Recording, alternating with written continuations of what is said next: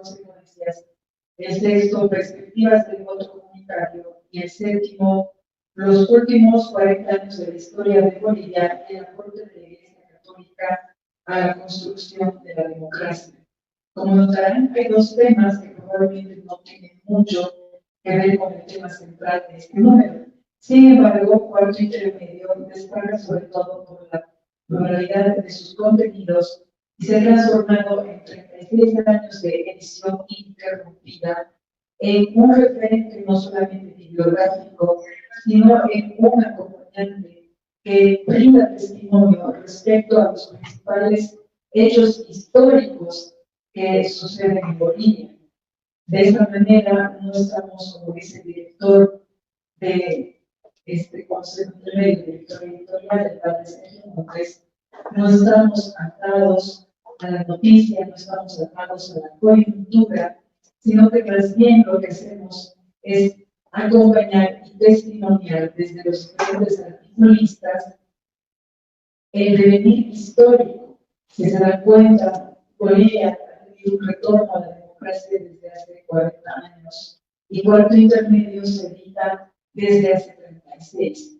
Es decir, que desde 1986, con pocos años de haber retornado a la vida democrática, ha surgido esta revista Cuarto Intermedio como distintos aportes. Uno de los primeros lo escribió el padre Javier Arbó, que hablaba sobre qué va a pasar cuando el gigante despierte, que es algo que hemos visto que ha sucedido a inicios del siglo XXI.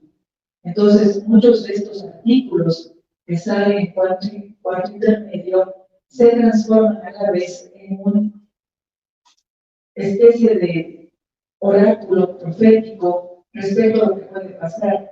Nosotros, cuando hemos editado acá el anterior número dirigido a julio de 2022, lo titulamos ¿Y qué pasó con el censo?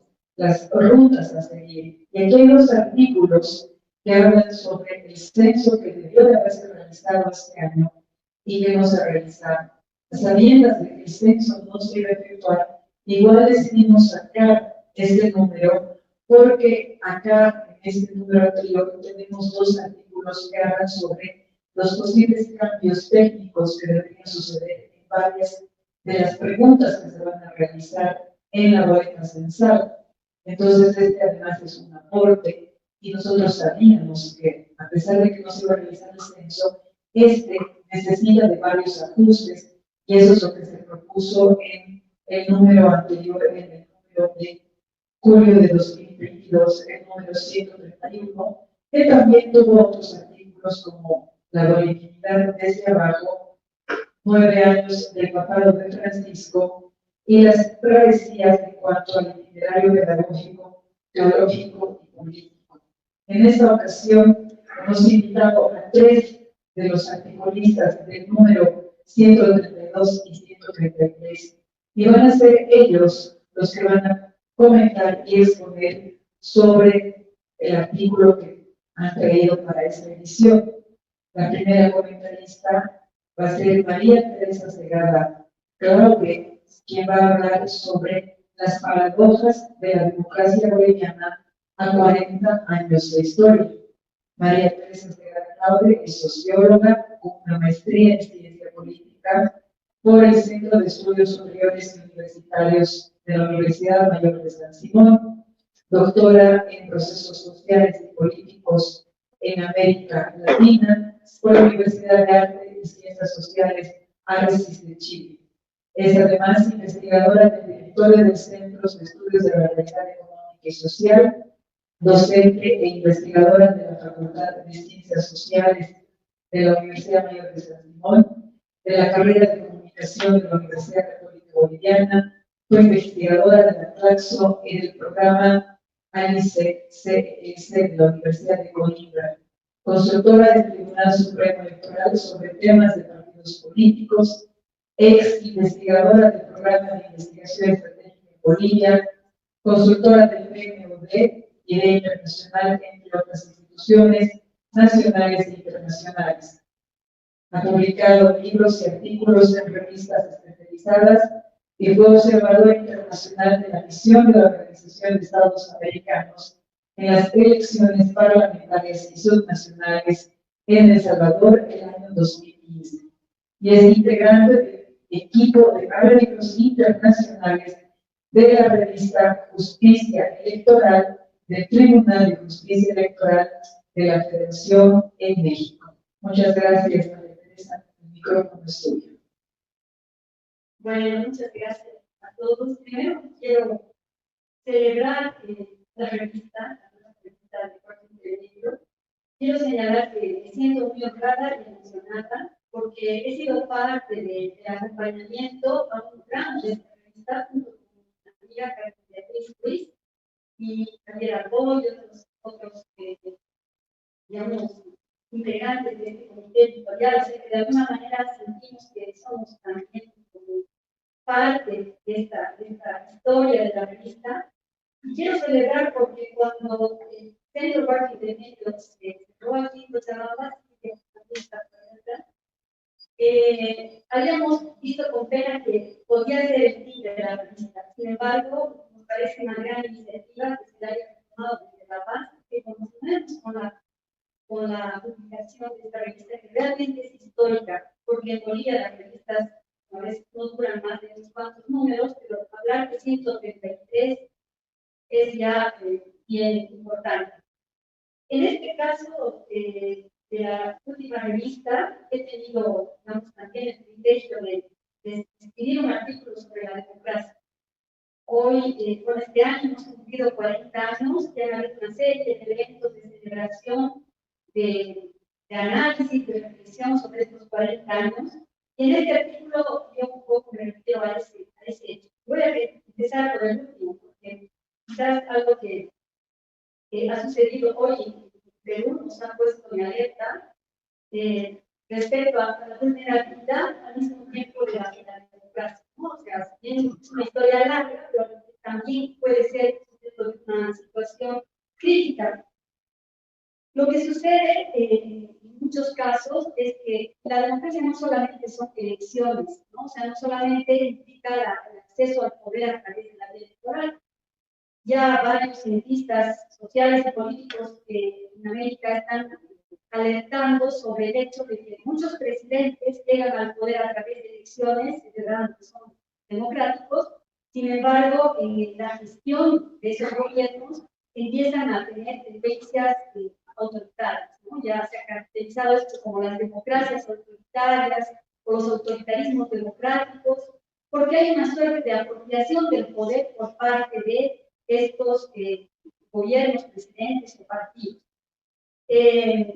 Uno de los factores claves para entender la democracia es su pilar fundamental, es la institucionalidad. Y la institucionalidad, recordemos, no significa solamente llegar al poder a través de elecciones, sino que significa la vigencia plena de las leyes, de las libertades, de las instituciones, con todo lo que significa la autonomía de poderes, la libertad para aplicar las normas. Y otra de las condiciones de la democracia es la alternancia. O sea, es imposible pensar en un futuro democrático cuando no hay la posibilidad de convertir a las minorías en mayorías. En gran medida lo que hemos sufrido en Bolivia recién, desde el 2016 adelante, ha sido una vulneración justamente de estos aspectos institucionales de la democracia. Y el que lamentablemente, si bien ha habido todo un reacomodo electoral para salir de la crisis en las elecciones 2021, sin embargo, muchos de estos factores de crisis de la democracia están presentes. Por ejemplo, el tema de la independencia de poderes, el tema de un órgano electoral independiente, una justicia que realmente ejecute, ¿no?, al margen de las presiones políticas. Quizás en el caso del Perú, o el caso incluso de Argentina, que nos ha sorprendido, vemos que otras instituciones de la democracia todavía funcionan. En el caso de Bolivia, nos sentimos un poco huérfanos respecto a situaciones como esta. Ahora, el otro pilar de la democracia no solamente es institucional, sino es el de la participación social, que de alguna manera complementa, no están en disputa ambas visiones de democracia, sino que se complementan, y tiene que ver con una característica muy propia de la sociedad boliviana, que es la presencia de los sectores sociales en el campo político. Ustedes recordarán hechos como la Revolución del 52, no hubiera sido posible solo con el NR si no estaban campesinos, obreros, sectores populares involucrados en ese hecho. Lo mismo en los años 78-82, en el momento de recuperación de la democracia, ha habido un compromiso compartido con la propia democracia representativa, no solo de los partidos que estaban, digamos, tratando de retomar el poder de golpes de Estado, sino también de la propia Central Obrera Boliviana, la CCCD, los sectores sociales. Entonces, lo mismo ha pasado si hacemos esta reconstrucción entre el año 2000 al 2003, guerra del gas, del agua de Cochabamba, guerra del gas. Es decir, ante la inoperancia y la dificultad en Bolivia de construir organizaciones políticas, partidos que realmente sean sustentables y representen, la sociedad se involucra en la toma las calles, que también creo que ha sucedido, volviendo a referirme a ese hecho, en el año 2019. ¿No? Ante, digamos, la situación, la gente ha salido a las calles y con impactos y efectos reales, porque en los tres casos grandes que he mencionado, los resultados han sido positivos, digamos, como producto de estas movilizaciones. Entonces, en Bolivia no podemos ver la democracia solamente mirando las instituciones, mirando los partidos. Es necesario mirar también a la sociedad. Entonces, en el artículo lo que yo hago es hacer una suerte de, primera reflexión sobre cómo la democracia se ha vuelto un objeto de disputa política, ¿no?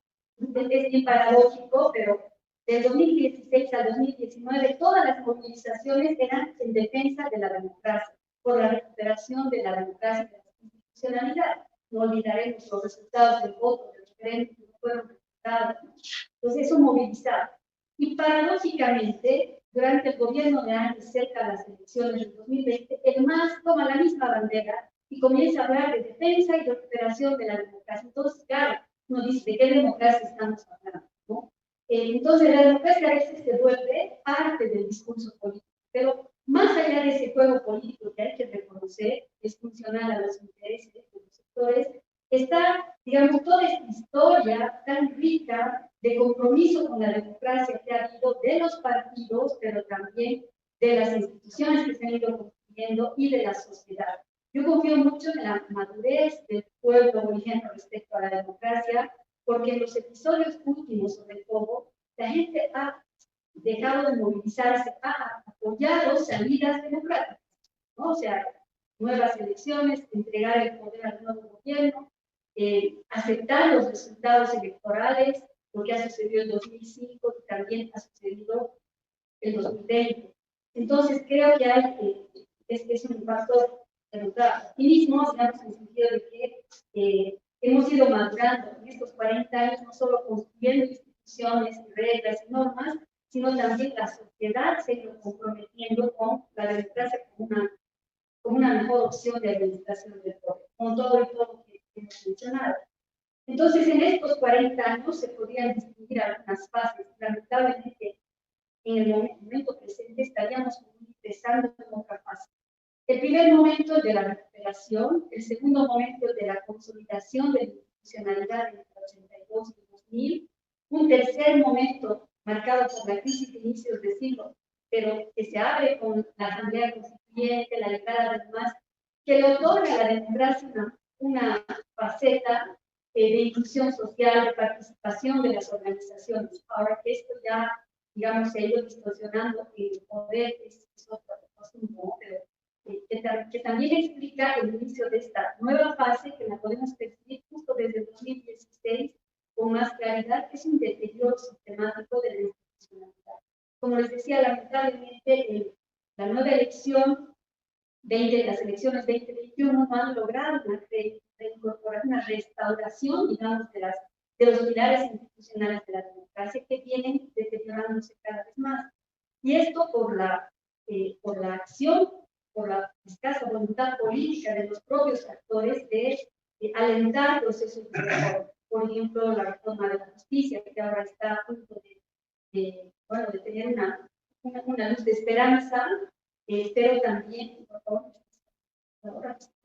ya, que puede ser una luz al final del túnel para comenzar a reconstruir de alguna manera esta institucionalidad que está en juego.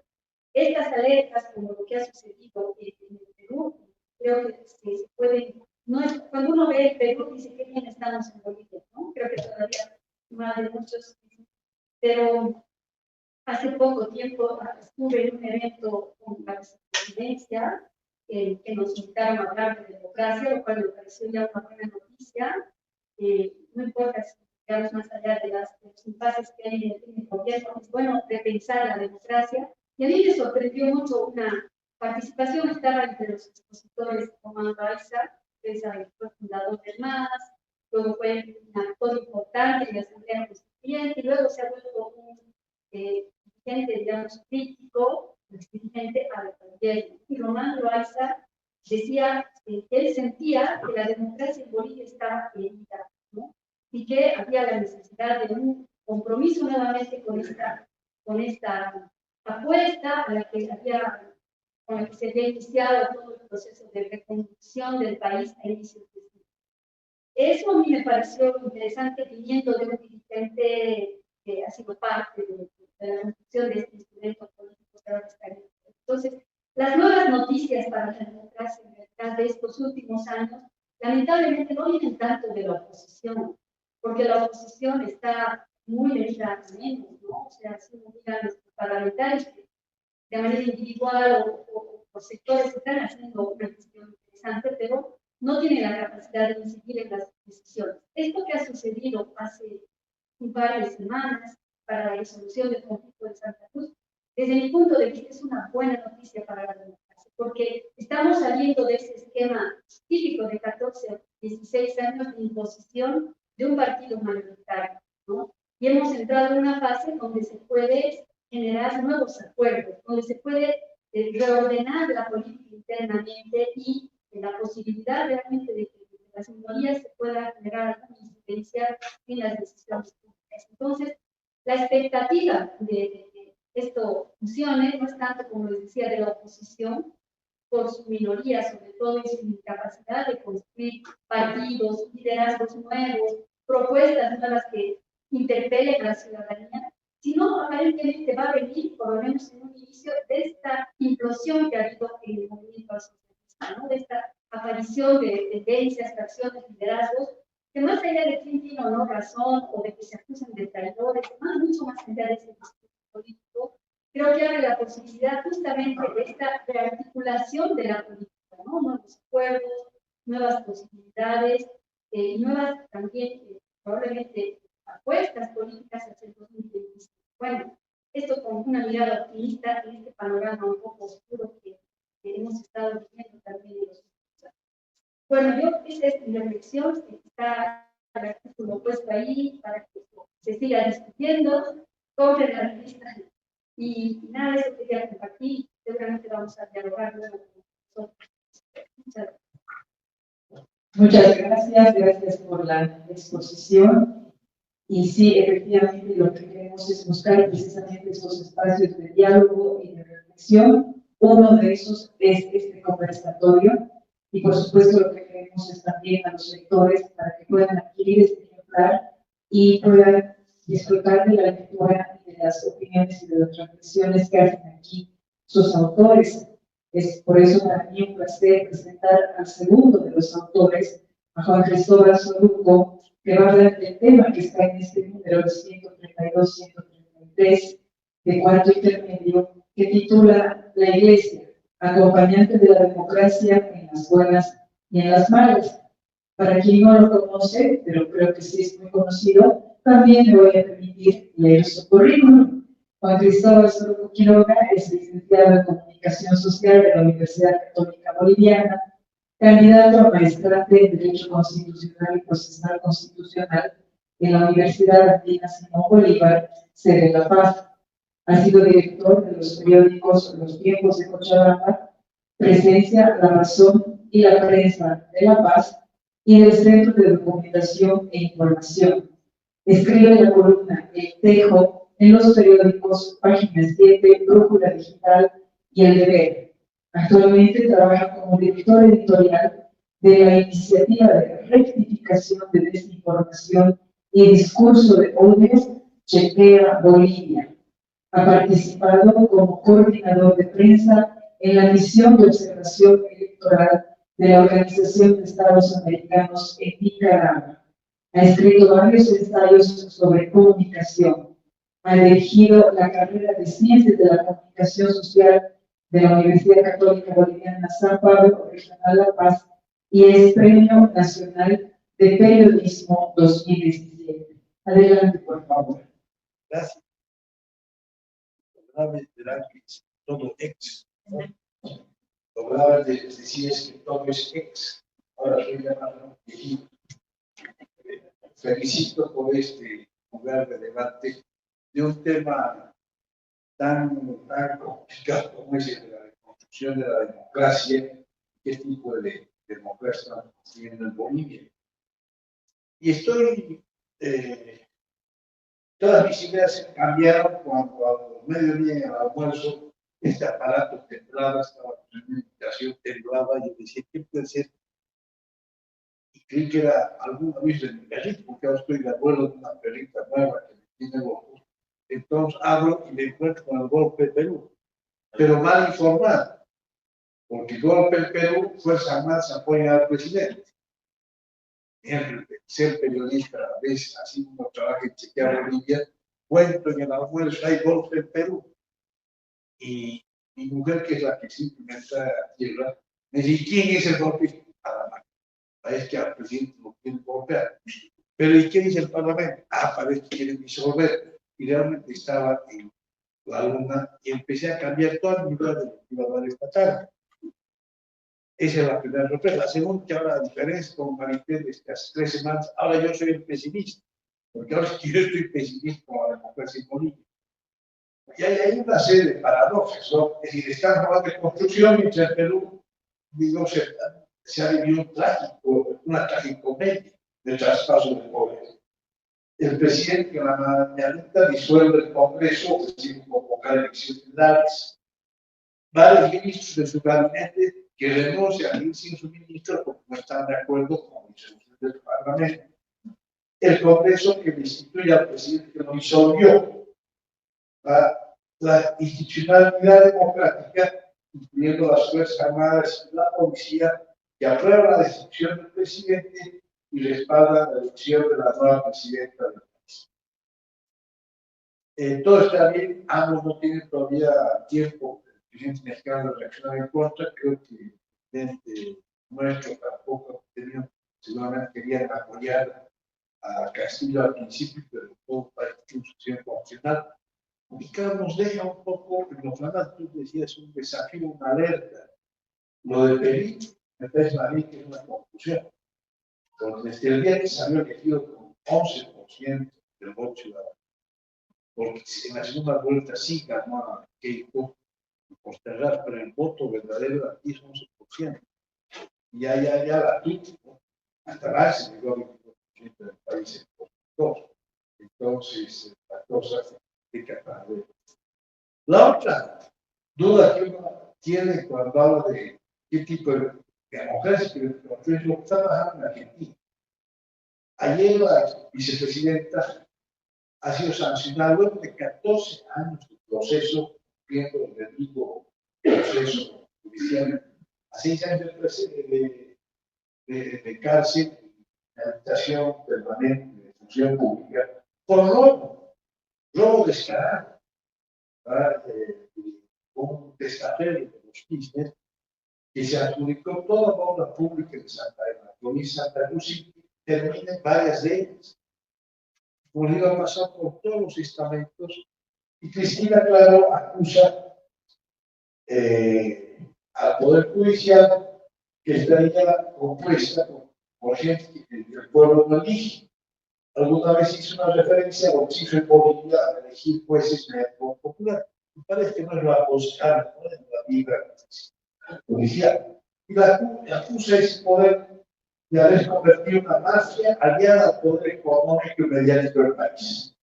Y utilizar la justicia para perseguir a líderes que defienden los intereses populares como ella, Lula y Correa, entre otros.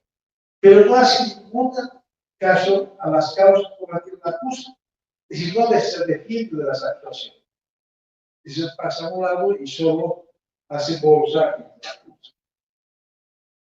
Con una agravante más, la señora está con otros 2 procesos judiciales en los próximos 6-7 meses para terminar, y son bastante nuevos porque uno es de uno de los hoteles del sur. La acusación es que está perdiendo con una violencia argentina le pagaba el lleno pleno de los hoteles y estaba vacío durante X años. El proceso en el que descubrieron que la hija de la actual vicepresidenta, que en entonces tenía, creo, 19 años y estaba enferma, se le descubrió en cajas de un banco $5 millones. No es poco práctico, pero es la justicia. Y se ha puesto, además el gobierno contra el aparato estatal a su favor, ¿no? Ha incluido una denuncia sobre material ilegalmente captado del presidente Fernández. Un tercer elemento para alojar en este tiempo es la posición del presidente Lula el 1 de enero en Brasil. Si no hay una sorpresa, que podría haber, pero cada vez menos, pero para nosotros está captado hasta el 1.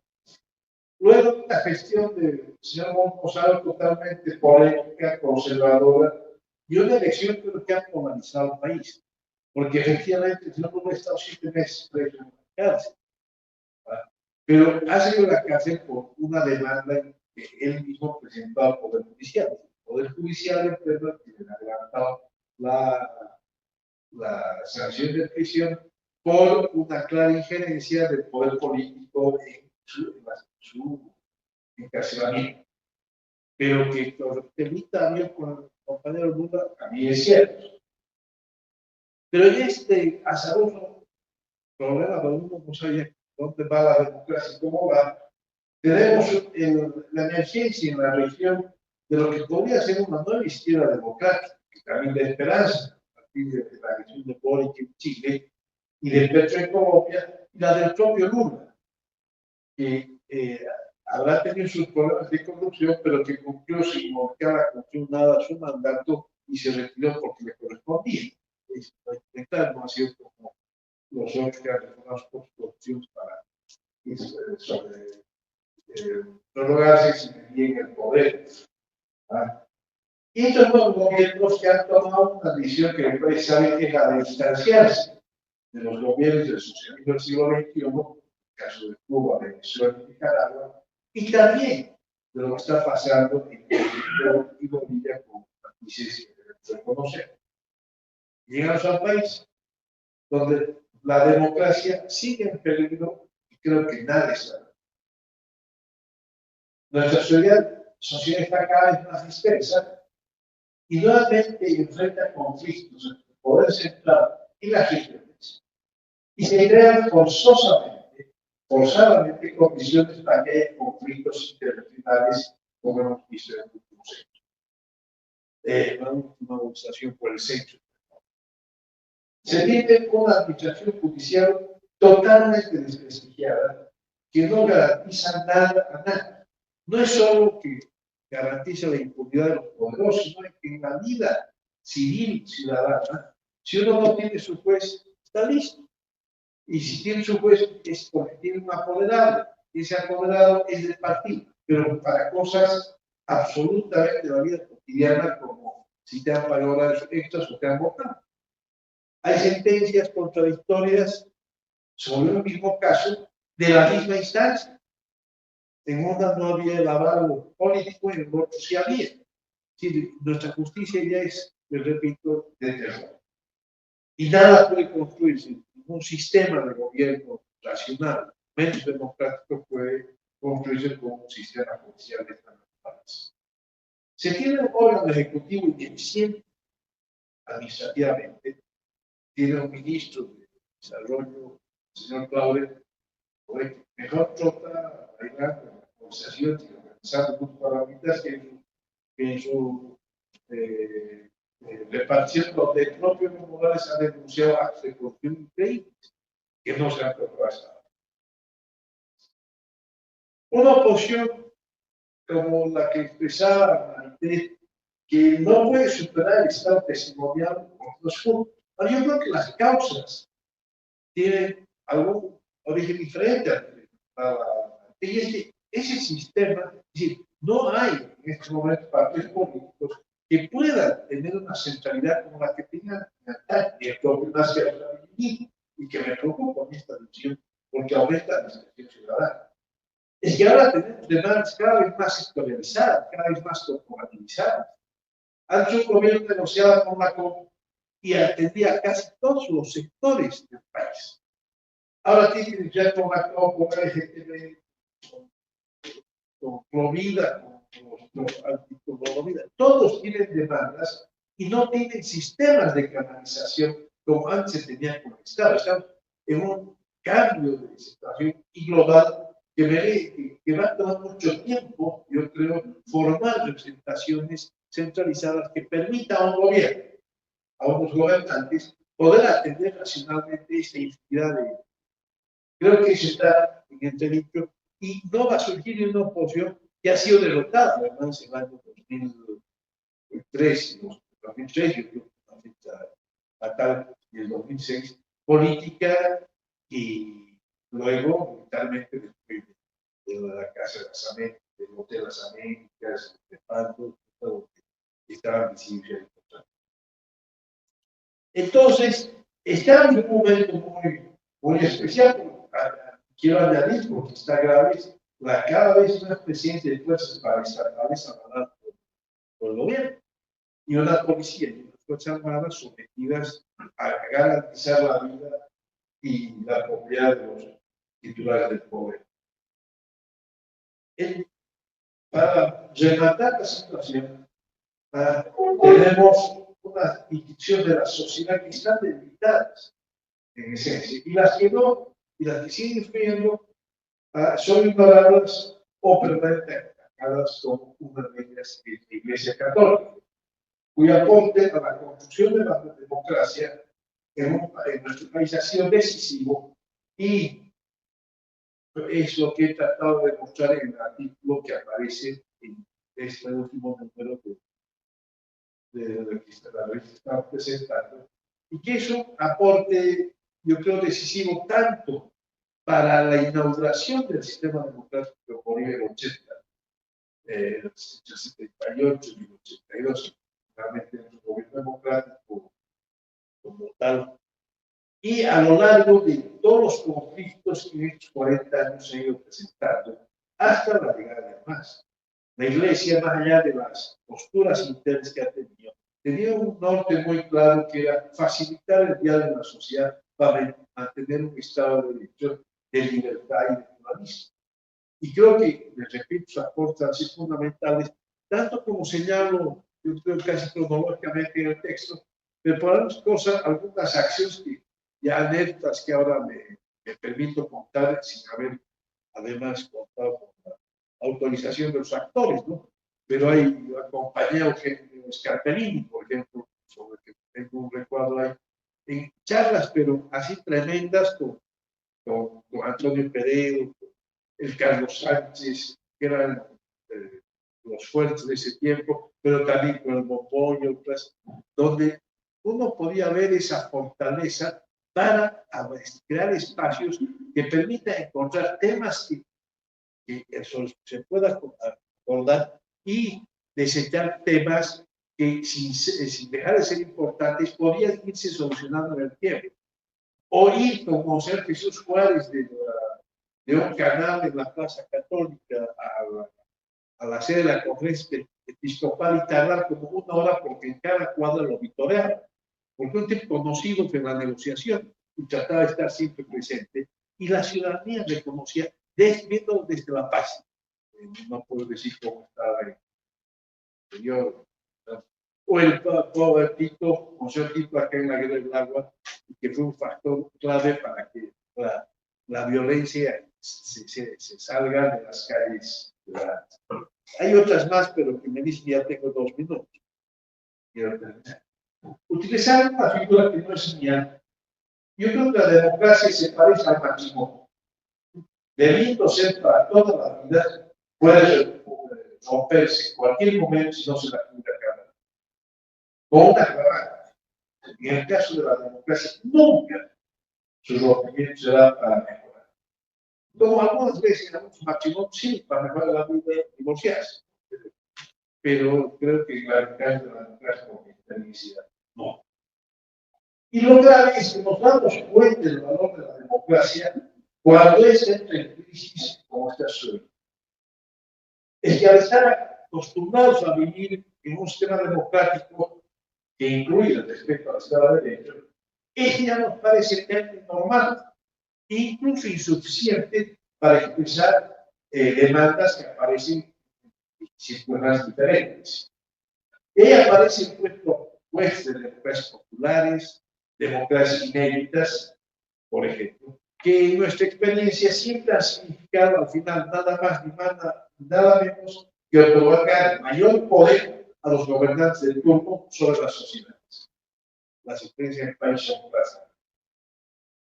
Aquí me permite hacer una experiencia a los presentes en esta sala, exceptuando los reverendos padres, estas dos filas de los cuatro aquí de 15 exactamente su edad. Pero dígame, ¿quiénes han nacido desde el 80 o después del 80? No tienen idea de lo que es dictadura. Y de ahí que nos deben comprender los que hemos vivido en dictadura y hemos tenido que trabajar en dictadura, ¿por qué somos militares de la democracia? Y la democracia, como es, de sus principales significados, que significa iguales oportunidades, separación de poderes y mutuo control de poderes, para evitar que la arbitrariedad se imponga sobre la ciudadanía.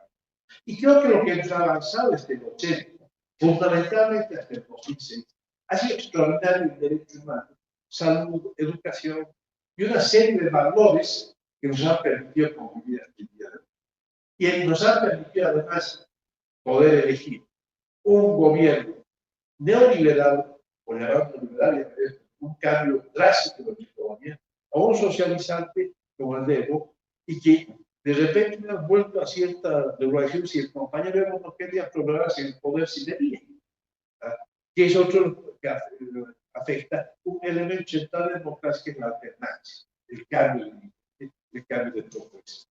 De ahí que el 2015, no es solo el 2016 que Evo nos incumple la ley y la corrupción. Evo no podía ser candidato en 2014 por el artículo específico, clarísimo, en la Constitución Política del Estado, en que se decía que esta Constitución no valía la elección de los elegidos en 2006. Y le incumplió con el Ustacet, por el problema que todos se ven. Ahora, les digo, la democracia me parece mucho mejor y obviamente hay que modificar, hay problemas, la democracia tiene muchos problemas, pero podemos irnos superando con inclusión, participación y ejercicio fiscalizado del poder. Esto es lo que creo que deberíamos construir y no lo estamos haciendo. Revisando nuestra historia última, creo que iremos encontrando modos a construir una democracia plural, ordenada y participativa. Porque reitero, el machismo, la democracia es un sistema que permanentemente debemos cuidar, porque significa, en el fondo, controlar de forma pasiva y respetuosa de los derechos de la ciudadanía la visión atávica que tenemos de romper la lucha. Gracias. Muchas gracias por tus aportes y participación y esa analogía con el matrimonio, algunos para siempre y otros por otros caminos distintos. Y ahondando sobre estas reflexiones y pasando a la parte filosófica, vamos a escuchar a Larissa Arancibia Betts. Ella habla sobre el rol de la filosofía frente a las problemáticas políticas de Latinoamérica. Y en su artículo se plantea la pregunta: ¿cómo se vincula lo político con la filosofía? Larissa Arancibia Betts es licenciada en Filosofía y Letras del Instituto de Filosofía y Humanidades Luis Espinal. Tiene una maestría en Democracia y Gestión Política por el Centro de Estudios Superiores Universitarios de la Universidad Mayor de San Simón. Es docente de pregrado en las facultades de Filosofía y Teología de la Universidad Católica Boliviana de Cochabamba y de directora ejecutiva del Instituto Cultural Boliviano Alemán. Ha realizado publicaciones y o revisiones de artículos para las revistas Stromata de la Universidad Católica de Córdoba y Ancha de la Universidad Católica Boliviana, la revista de estudios bolivianos en La Paz, Cuarto Intermedio de Cochabamba, y es responsable de revisión y edición de la revista de Filosofía y Humanidades del que pensar del Instituto Cultural Boliviano Alemán en Cochabamba. Adelante. Muchas gracias. Gracias. Muy buenas noches a la amable audiencia que nos acompaña, al equipo de la revista Cuarto Intermedio y a su director, el padre Sergio Montes, a María Teresa Segada y a Juan Cristóbal Soruco, con quienes tengo el tremendo honor de compartir la tercera esta noche, y para pensar un poco en este tema que es tan importante y tan candente. Además, por lo que agradezco a Cuarto Intermedio por convocarnos a conversar sobre este tema, ¿no?